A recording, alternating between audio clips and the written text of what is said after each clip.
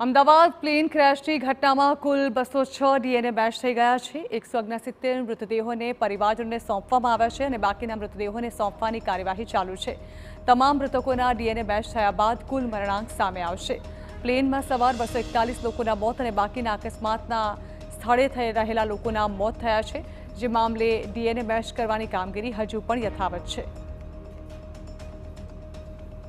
પહેલાં આપણે 1 to 1 DNA matching કરતા હતા, પરંતુ નવી ટેકનોલોજી અને નવી જે આપણને વ્યવસ્થા મળી એ વ્યવસ્થાની અંદર 1 to મેની મેચ થાય એ રીતની વ્યવસ્થાઓ આપણે વસાવી છે। એના કારણે અનેક ઘણી સુવિધાઓ પ્રાપ્ત થઈને ઝડપથી આ ડીએનએ આપણને મળતું થયું।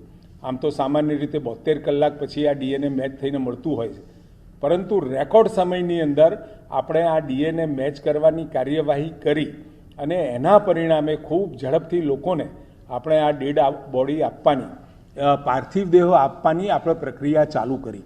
સાથે જે પરિવારને આપણે ફોન કરતા હતા, એ ફોન કરીને અહીંયા બોલાવતા હતા, એ પરિવારોને પણ ત્યાં D2ની અંદર, એટલે સુપ્રિન્ટેન્ડન્ટ ની ઓફિસની સામેના ભાગની અંદર એક વ્યવસ્થા કરી આવેલો પાર્થિવ દેહ લેવા આવેલો વ્યક્તિની ઓળખ પ્રસ્થાપિત કરી અને તરત જ 1200 બેડની સામે જે આપણી મોર્ચ્યુરી છે ત્યાં આગળ મોકલી અને એના 5 ડોક્યુમેન્ટ જેને ભવિષ્યમાં લીગલ દ્રષ્ટિએ જરૂર પડે એવી તમામ પ્રક્રિયા પૂરી કરી અને ડેડ બોડી આપણે એમને આપવાની વ્યવસ્થા કરી હતી। અને એ આખી પ્રક્રિયા એનો સ્વજન આવે અને સ્વજનને ડેડ બોડી મળી જાય, પાર્થિવ દેહ મળી જાય, એની વ્યવસ્થા આપણે 1 કલાકમાં મળી જાય એવી વ્યવસ્થા ગોઠવી હતી અને પરિણામે ખૂબ સારી રીતે ધીરજપૂર્વક આખી આપણે આ પ્રક્રિયા કરી છે।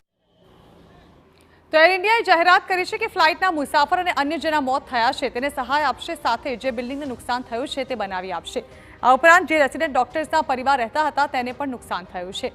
આશરે 2.70 કરોડ જેટલું નુકસાન થયું તે પણ સરકાર એર ઇન્ડિયા પાસે ક્લેમ કરશે।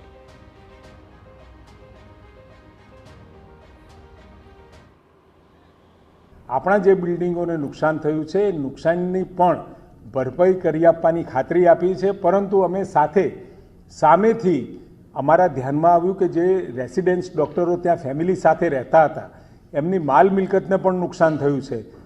2 કરોડ અને 70 લાખ જેવું અમે એસેસમેન્ટ કર્યું છે, એ પણ અમે ક્લેમ કરવાના છે।